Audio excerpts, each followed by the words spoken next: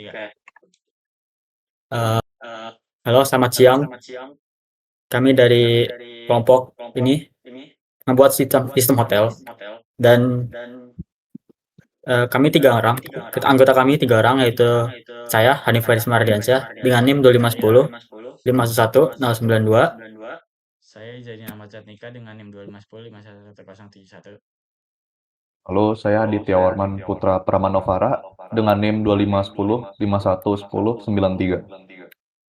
Oke, di sini ada latar belakang kenapa sih kita ambil sistem manajemen hotel. Pertama, industri perhotelan itu memerlukan sistem yang mampu mengolah data kamar, tamu, dan transit secara akurat. Nah, pengelolaan manual itu rentan terhadap kesalahan pencatatan dan duplikasi data, sehingga dibutuhkan sistem digital yang terpusat dan otomatis.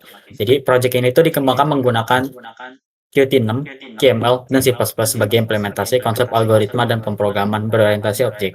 Nah, aplikasi ini menerapkan berbagai konsep seperti STL, struktur data, algoritma, pencarian dan pengurutan, file handling, exception handling, template, pointer, dan OOP sehingga berfungsi sebagai aplikasi manajemen hotel sekaligus media penerapan atau kuliah. Nah, selanjutnya tujuannya itu ada membangun aplikasi sistem manajemen hotel berbasis menggunakan Qt6, KML, dan C++ dengan integrasi antarmuka dan logika bisnis, lalu menerapkan konsep OOP melalui kelas, struct, enum, dan lain sebagainya, mengimplementasikan struktur data STL, vector, list, iterator, algoritma searching dan sorting, lalu menyediakan fitur manajemen hotel meliputi autentikasi, pengolahan kamar, transaksi, dashboard admin, lalu penyimpanan data file CSV, dan terakhir mengaplikasikan konsep lanjutan C++ seperti exception handle, pointer, template function, dan juga inline function.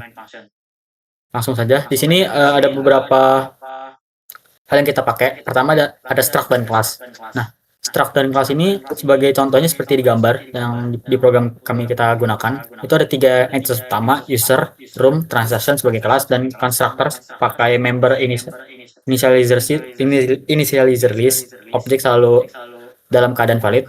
Lalu kita juga pakai namespace, contohnya itu ada di gambar juga.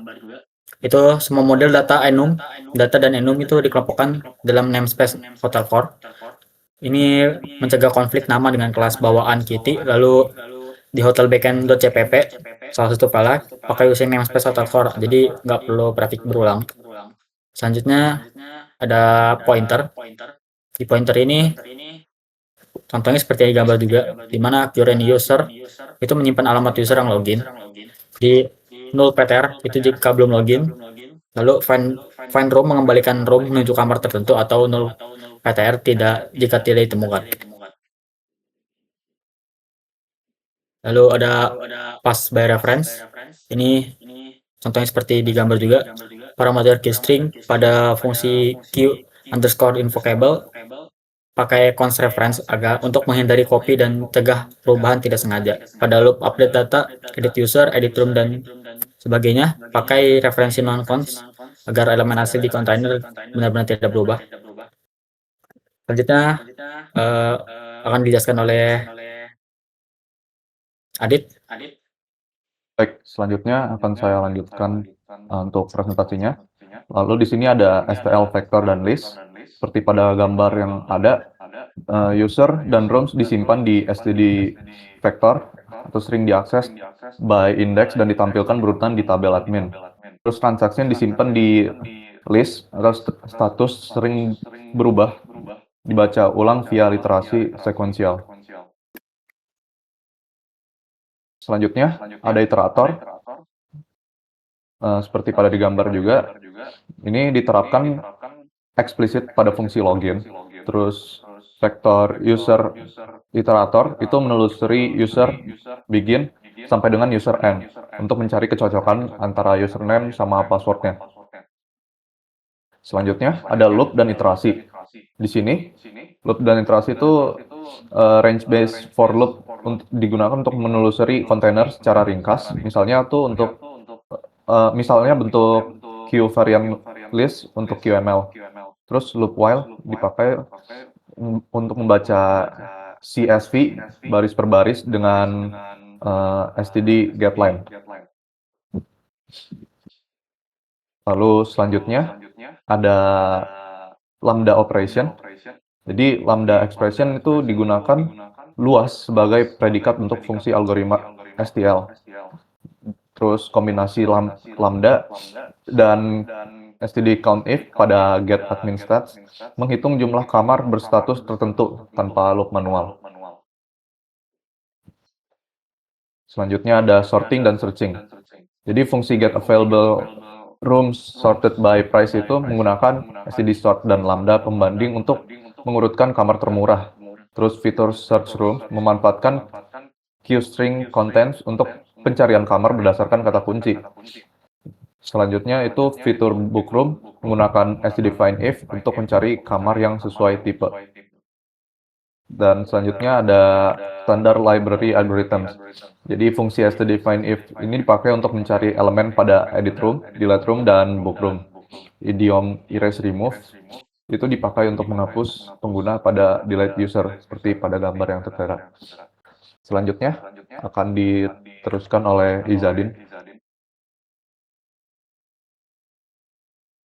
Lanjut. Selanjutnya ada exception handling.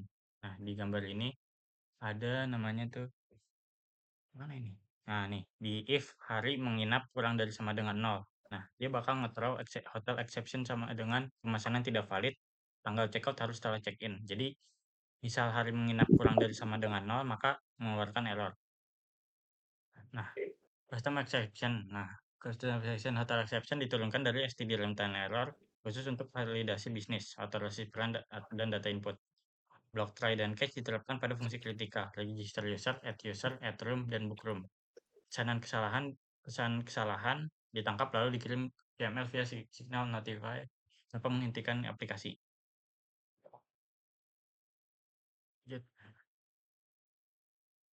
Selanjutnya ada function template.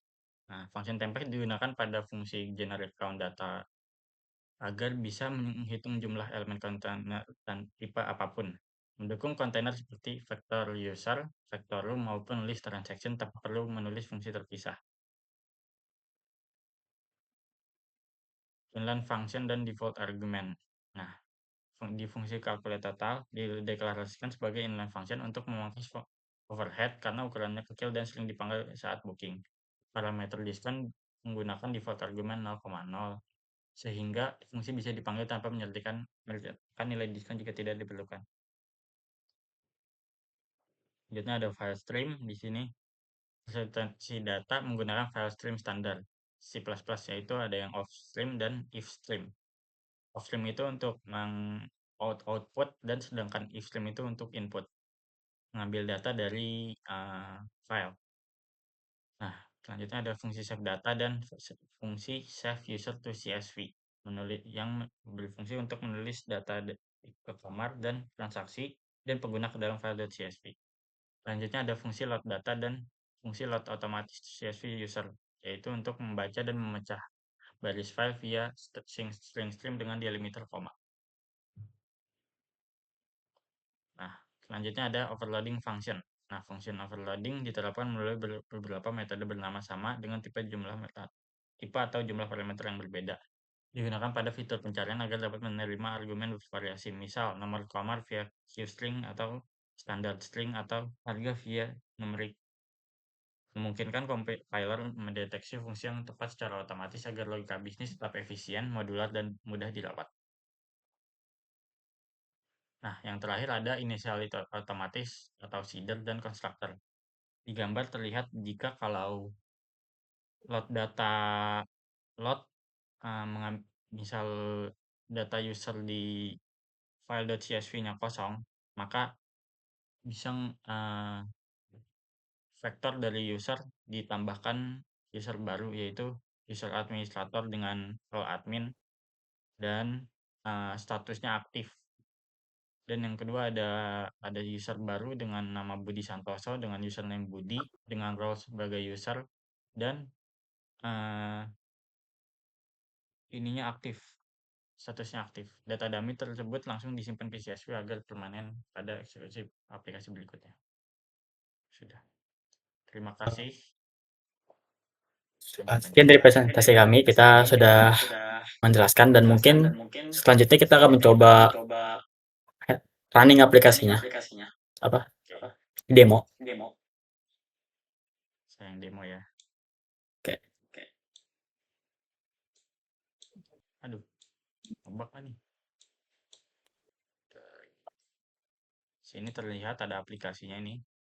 Aplikasi pemesanan hotel. Pertama nih ada landing page-nya. Landing page-nya itu terlihat bahwa ada Enjoy Your Dream Vacation. Nah, sekarang bisa pencet book now. Nah, di sini ada login page. Misalnya Anda belum punya user belum punya akun, user bisa menulis ke page register. Karena saya sudah tahu akun saya bisa ke admin saja. Nah, di admin terlihat nih ringkasan sistem. Di sini ada ada statistika, ada total kamar yang ada kamar yang tersedia yang bukan di booking, ada yang kamar dipesan nih, kamar yang di booking, ada total pengguna, ada total transaksi, dan ini ada yang transaksi yang statusnya pending. Ini dashboard statistik. Mari kita ke page kelola kamar. Nah, di kelola data kamar terlihat ini ada nomor kamarnya, tipe kamarnya, harga kamarnya, dan statusnya. Saya bisa mengedit misal jadi 109. Save. Nah, sini terlihat bahwa nomor kamarnya sudah terganti jadi 109. Statusnya misal saya mau maintenance. Oh, ada bug sepertinya. Mari kita cek dulu. Nah, setelahnya ini ada tambah pengguna. Kita bisa lihat ada tambah pengguna.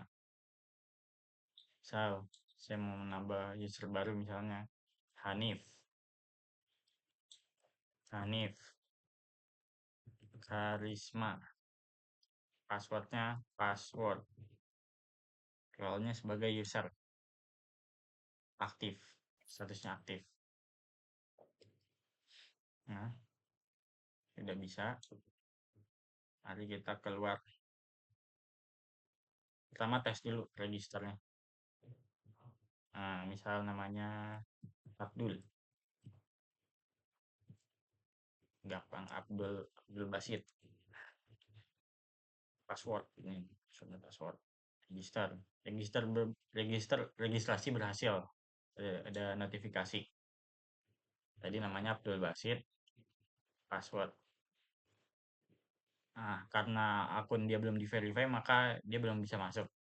Mari kita cek di admin dulu. Kita bisa meng-approve dari statusnya dia. Yang tadinya pending, agar dia bisa masuk, kita bisa pencet approve. Kita bisa edit juga namanya. So, Abdul apa ya? Abdul Maman lah. Abdul Maman. Bisa. Di namanya bisa Abdul kan dia. Mari kita. Aduh, lupa lagi. Udah ya. Abdul apa ya tadi ya? Abdul Maman ya? User pokoknya deh. User aja deh. User tadi namanya user kan dah. Budi ada. Budi. Ini user. Nah, baru bisa masuk. Nah, di sini terlihat nih ada ininya. Tampilan page bookingnya. Di sini terlihat ada kamar yang standar kayak gimana. Ada yang suite, tipe yang suite yang kayak gini. Foto-fotonya. Ini ada riwayat transaksi karena user belum ada transaksinya sama sekali, maka kita pesan dulu nih. Tanggal berapa nih? Nah, ini tanggal 24. Oke. Misal tanggal sampai tanggal berapa ya saya? Tanggal 27 deh. Nah, oke. Nah, di sini juga ada ini apa? Verifikasi bahwa kalau misalnya hari yang sama dia nggak bisa atau hari sebelumnya. Jadi harus di hari setelahnya. Kalau kalau di hari sebelumnya dia ada batasannya, jadi tidak bisa. Nah, Nah, saya mau pesan yang room type standar. Kita book now. Nah, masuk tuh. Kamar ID 101 nih. Dia langsung ngambil dari find if. Jadi mencari data yang apa? Kamar yang standar dengan yang tipenya tipe standar tapi statusnya masih open, tidak tertutup. Nah, nih durasi 3 malam terlihat, check-in-nya tanggal berapa, check out-nya tanggal berapa terlihat di sini. Statusnya masih pending. Kita lockout, nah kita ke admin. Di admin. Nah, di sini terlihat nih apa datanya, apa data statistiknya itu terbaru ini kelihatan nih. Kamar yang dipesan ada satu, ada total transaksi satu dan transaksi pendingnya satu. Kita bisa lihat di sini. Bisa nih kita lihat nih, kamar 113 malam. Nah, di sini terlihat satu 5 ini status kamarnya masih udah di booking atau transaksi di sini. Nah, bisa kita terima. Nah, ya kelihatan nih di dashboard statistiknya karena update tapi masih belum saya kirim ke itunya nanti baru bisa terlihat setelah ini. Mari kita lihat setelah ini. Nah, transaksi pendingnya udah nggak ada kan setelah itu. Kita lihat di usernya. Nah, di sini udah terlihat udah di approve. Nih totalnya sama dengan harganya harga kamarnya berapa? Sekitar 500.000 kali 3 jadi 1,5 juta. Sekian dari kelompok kami. Kalau ada kurang kami minta maaf. Assalamualaikum warahmatullahi wabarakatuh.